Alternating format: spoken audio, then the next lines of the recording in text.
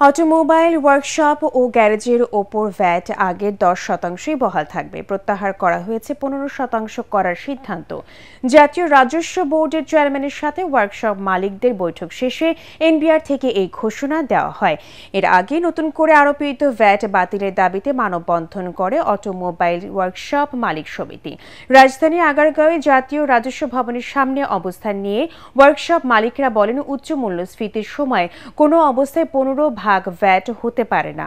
তাদের মতে, ওয়ার্কশপ মালিকরা অন্যের জায়গা ভাড়া নিয়ে গাড়ি মেরামত করে, অথচ জায়গার মালিকের উপর ভ্যাট না করে ওয়ার্কশপ মালিকগণের উপর ভ্যাট চাপিয়ে দেওয়া হয়েছে। যোগাযোগ সচল রেখে এই শিল্পকে টিকিয়ে রাখতে ওয়ার্কশপ জায়গা ভাড়ার উপর ভ্যাট প্রত্যাহার করার দাবি জানান তারা।